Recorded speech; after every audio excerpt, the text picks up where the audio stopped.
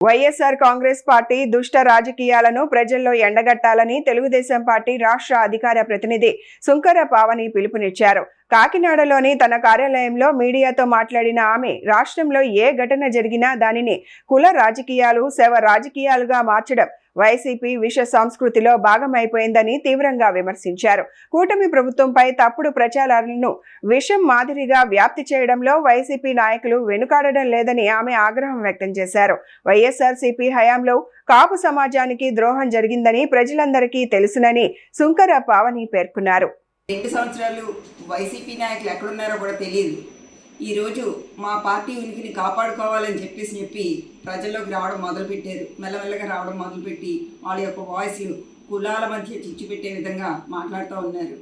రాజకీయంగా ఉన్నటువంటి వ్యక్తులు, రాజకీయ నాయకులకి కులాలతో సంబంధం ఉండదు. ఎందుకంటే వాళ్ళు కులాలకు అతీతంగా పనిచేస్తారు. అటువంటిది ఈరోజు కులాల మధ్య చిచ్చు పెట్టి ఒక మన పవన్ కళ్యాణ్ గారి గురించి వాళ్ళు మాట్లాడడం అయితే మాత్రం చాలా అనైతికం. వాళ్ళకి నైతిక హక్కు కూడా లేదని చెప్పేసి కూడా ఈ సందర్భంగా తెలియజేసుకుంటున్నాను.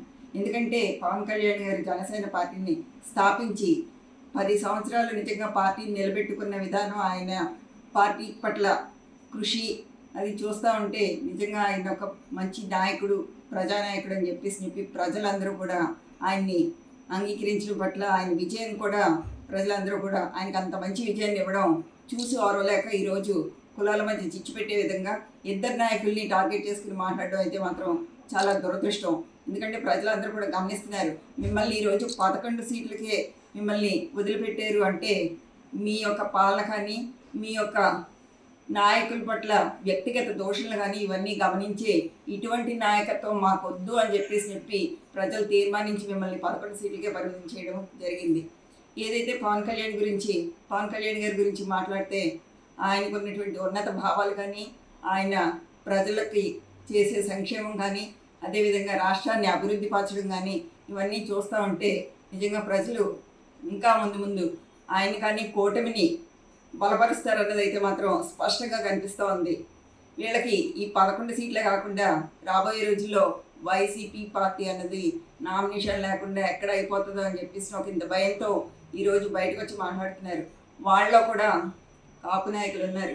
వాళ్ళకి ఏమాత్రం న్యాయం జరిగిందని చెప్పి వాళ్ళు ఒక ఆత్మపరిశీలన చేసుకోవాలి. ఎందుకంటే మంత్రులుగా ఉన్న నాయకులకే 2 సంవత్సరాలకే మంత్రి పదవులు పీకేసిన పరిస్థితి కూడా మనం గమనించారు, ప్రజలు కూడా గమనించారు.